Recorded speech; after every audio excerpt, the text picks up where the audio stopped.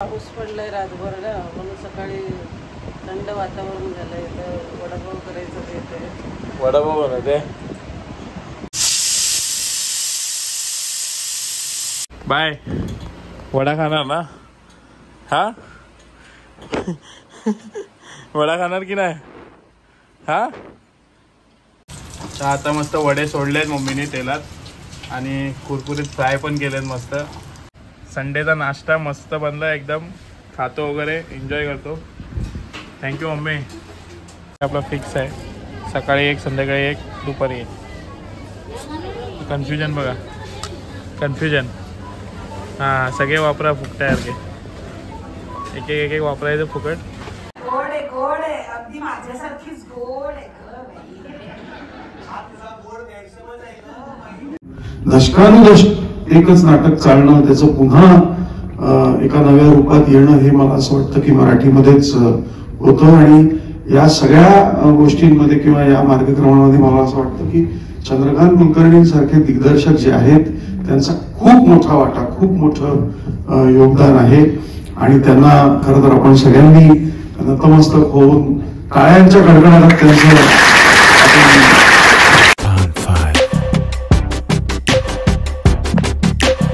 सुप्रभात मित्रांनो, पुन्हा एकदा माझ्या यूट्यूब चॅनलमध्ये आपलं स्वागत आहे. तर आज रविवार माझा सुट्टीचा दिवस आहे. आत्ताच जस्ट झोपून उठलो आहे, ते पण माझ्या आईने मला जबरदस्ती उठवलं कारण रात्रभर पाऊस पडत होता. तर पाऊस पडल्यावर झोप चांगली आली एकदम. आता 10 वाजले तर आईने उठवलं यासाठी तर काहीतरी खायचं बेत आहे वाटतं. घरी नाश्ता बनवते खायसाठी कारण सगळे घरी आहे. माझा भाऊ आहे, पप्पा माझे, बहिणी वगैरे सगळे आज घरीच आहेत.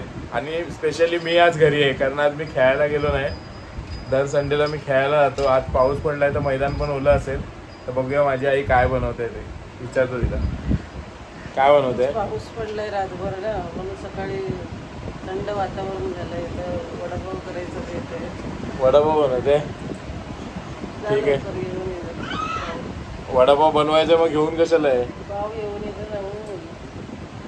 तर जातो आता पाव वगैरे घेऊन येतो. म्हणजे पहिला फ्रेश वगैरे होतो आणि जाऊन पाव वगैरे घेऊन येतो आणि तुम्हाला दाखवतो कसे बनवते माझी आई वडे. ते गरमागरम बटाटे वडे पावसात खायला या तुम्ही पण. मम्मी आता बटाटे वगैरे उकडत घालेल तोपर्यंत मी जातो, फ्रेश वगैरे होतो आणि पाव वगैरे आणून देतो तिला. मम्मी बटाटे वगैरे उकड आणि एक स्पेशल चाय बनव. चहा पियायचं मन झालंय पावसात. बाय बघा पावसाचा आनंद खिडकीत बसून घेते एकदम. काय करते? हा प्रियल, हे प्रियल काय करते? काऊ कुठे? काऊ दाखव, काऊ दाखव. कुठे काऊ? कुठे? आवाज दे काऊला. काऊला आवाज दे, आवाज दे काऊला. बघा पावसाचा व्ह्यू घेते खिडकीतून आमच्या.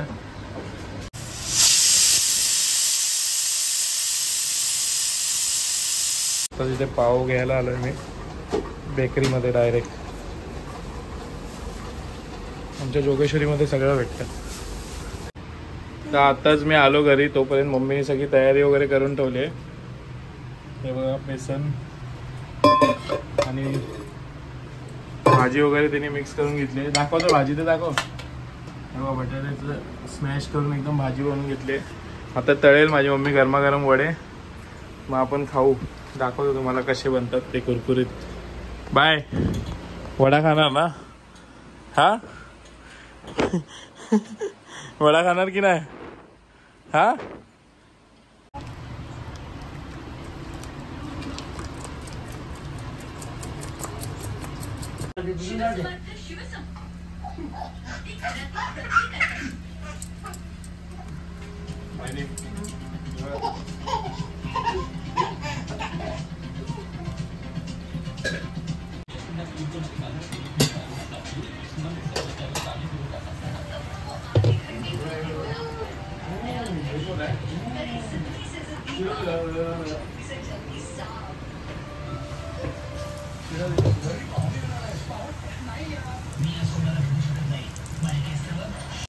आता मस्त वडे सोडलेत मम्मीने तेलात आणि कुरकुरीत फ्राय पण केलेत मस्त. खाऊन दाखवतो तुम्हाला कसे बनले ते. मग वडे कुरकुरीत नाही बनत.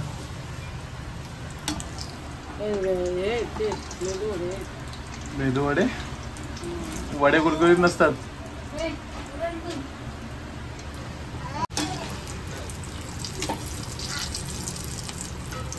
मम्मी चटणी बनवली आहेस की नाही?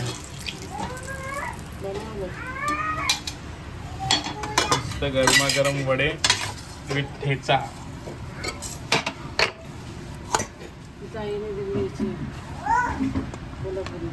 या वडापाव खायला. गरमागरम वडे. मस्तपैकी वडापाव एकदम तयार झालेले आहेत. संडेचा नाश्ता मस्त बनला एकदम. खातो वगैरे एन्जॉय करतो. Thank you mummy. मम्मी बघा अजून बनवतेच आहे आणि मी खायला बसलोय. मम्मी काय इकडे तर बघ. थँक्यू. मस्त वडापाव बनवले, या खायला. नाश्ता वगैरे करून झाला माझा. मस्त वडापाव बनवले होते मम्मीने. तर आता मम्मीला घेऊन चाललो आहे मी डीमार्टमध्ये जरा शॉपिंग करायला. घरात जरा सामान वगैरे भरायचं आहे आणि नंतर मग संध्याकाळी मी जाणार आहे नाटक बघायला, मी आणि समीक्षा. तर जे काय फुटेज वगैरे भेटेल मी तुम्हाला दाखवीन नक्कीच. पूर्ण बघा आधी व्हिडिओ शेवटपर्यंत. मम्मी कमी सामान भर, जास्त पैसे नाहीत माझ्याकडे. हा काय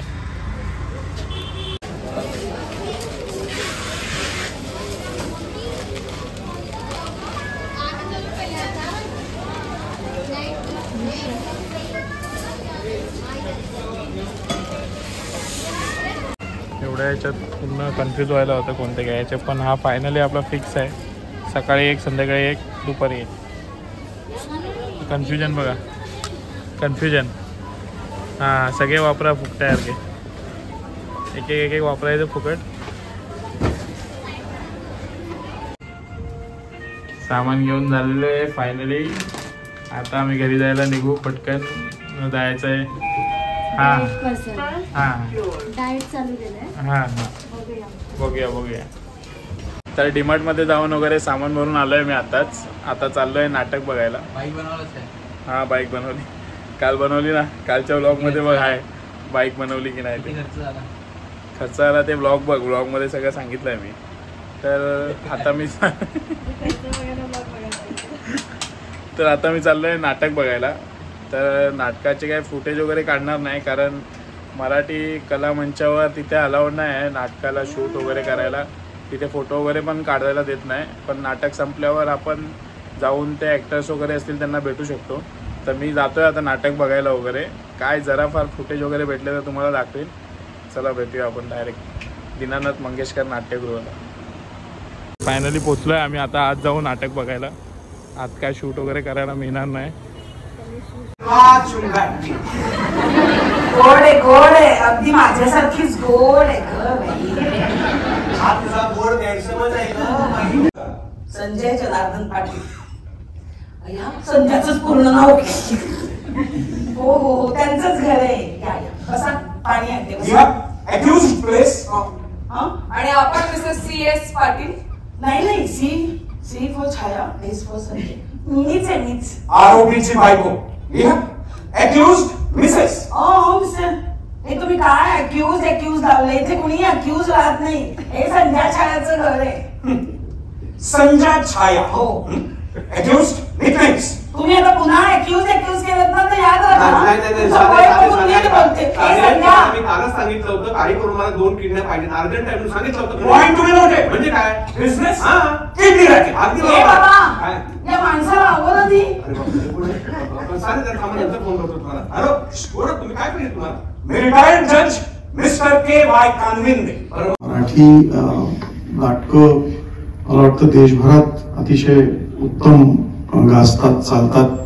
बंगाल आणि हिंदी लोक सुद्धा म्हणतात की आमच्याकडे पण आहेत. पण दशकानुदशक एकच नाटक चालणं, त्याचं पुन्हा एका नव्या रूपात येणं हे मला असं वाटतं की मराठीमध्येच होतं. आणि या सगळ्या गोष्टींमध्ये किंवा या मार्गक्रमणामध्ये मला असं वाटतं की चंद्रकांत कुलकर्णी सारखे दिग्दर्शक जे आहेत त्यांचा खूप मोठा वाटा, खूप मोठं योगदान आहे. आणि त्यांना खरं तर आपण सगळ्यांनी नतमस्तक होऊन टाळ्यांच्या कडकडाटात त्यांचं अभिनंदन केलं पाहिजे.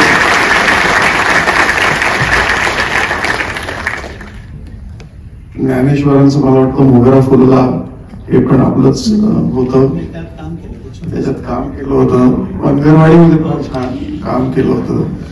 नंतर त्यांनी नवोदित कलाकारांना संधी देण्याचं ठरवलं आणि दिग्दर्शन तर त्याचं अफाट आहेच. त्यांनी बऱ्याच वेळेला आपण जेव्हा नाटकांच्या जाहिराती बघतो तर कलाकार कोण आहेत, आघाडीचे कोण आहेत हे बघून मी आज सकाळीच नानाशी बोलत होतो. मला वाटतं त्याला कुठून तरी समजलं की मी तुमच्या सत्काराला येत होतो. आता ते काय म्हणाले ते मी सांगत नाही.